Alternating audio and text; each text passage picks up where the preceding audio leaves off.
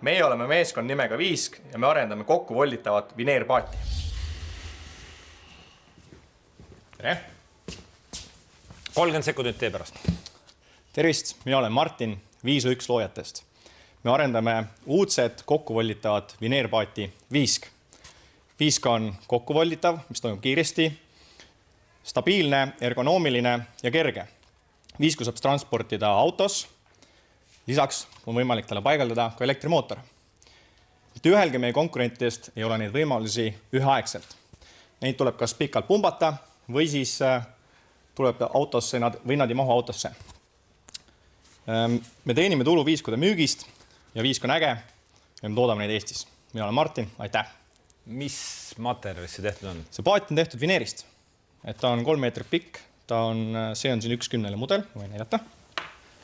Ja ta käib kokku, kui see pulk vahelt ära võtta, siis saad kokku voltida. Kui palju see kaalub?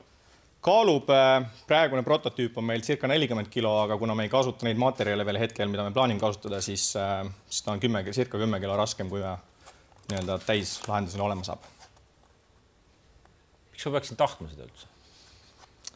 See nüüd sõltub, kui sa tahad minna loodusesse ja sinna ka kiiresti saada vee peale, siis on meie paat sinna lahendus ja seda on hästi mugav ka näiteks autoga transportida, et see mahub ilusti auto pakiruumi. Miks see põhja ei lähe? Sest et paadil teatavasti on, veel on ülesükke jõud ja kuna paat on seest tühi, siis ta ei vaju põhja ja ta peab ka vett. Kas 40 kilo liiga palju ei ole selle jaoks? Kuna hetkel veel on 40 kilo, aga ta on natuke palju, me teame seda, aga me plaanime ta kindlasti viia alla 30 kilo, et oleks võimalik üksinda rahulikult. Miks te juba praegu pole viinud? Sest et meil toimub hetkel prototüüpimine, meil on juba 5 prototüüpi, me katsetame tehnilisi lahendusi ja kiirem materjalid, mis on kergemad, on ka kallimad, et prototüüpida ei ole mõtet kalliste materjalidega. Selle merele võib minna? Merele ei või minna, et on siseveekogu paat. Kui ohutu see on? Paat on, me oleme meil on ka tehtud video, kus me kliendidele selle küsimusele vastame, et seal võib ka kasvõi sees püsti tõusta, et on stabiilne. Et loomulikult, kui sa lähed serva peale, siis kukud vette, aga... Mis siis juhtub, kui ta ümber lähed ja sa ise siia paadi alla niimoodi kopsti jääd? Kui turvaline ta on? Kui sa paadi alla jääd, siis üldjuhul paadi alla jääb õhumulje, et sa saad seal tingata ja saad ka välja tuua. Nii et ohtlik? Ei, ohtlik ta kindlasti ei ole. Kui palju see maksab? Paadi hinna suurusjärk on 600–900 eurot. Miks see nii kallis on? Sest et on unikaalne toode ja neid turul ei ole mitte ühtegi analoogi. Kui vastupidav see vineer seal vees on? See on paar aastat ja siis ma viskan ta minema. Selles mõttes vineer on iseenesest väga vastupidav materjal ja ta on ka töödeldud lakiga või veekindlate vahenditega, et selles mõttes ta ei juhtu midagi, et ta ei mädane ja loomulikult ei ole ka mõeldud, et sa teda hoiad veeses mitu aastat järjest, et sa kasutad, paned kokku, võtad välja veest. Ilgi jamamine seal kogu, võtan lahti, panen kokku, tassin seda ja siis muudkui voldin. Üks asi, mida ma kogu aeg voldin, see läheb katki siit.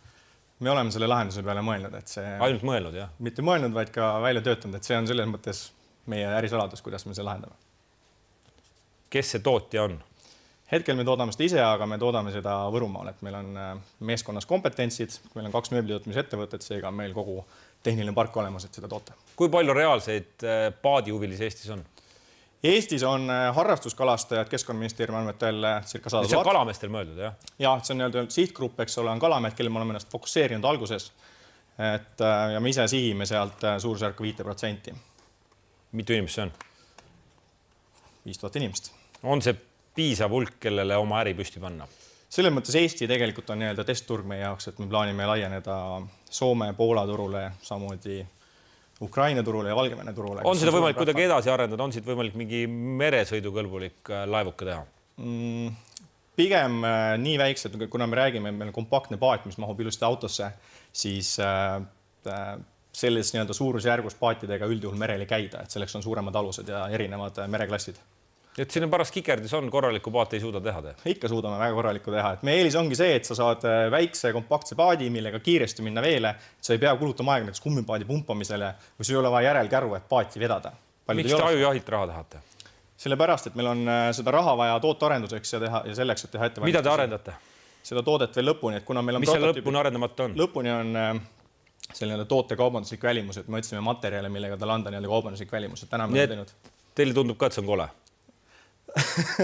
Ma ei ütleks, et ta on kole, lihtsalt on see, et visuaali ka paremaks teha, et see toode on täna juba, ütleme, võrdlemisi atraktiivse välimusega ja inimestele see meeldib ja me teame ka seda sellepärast, et me viisime läbi turu-uuringu.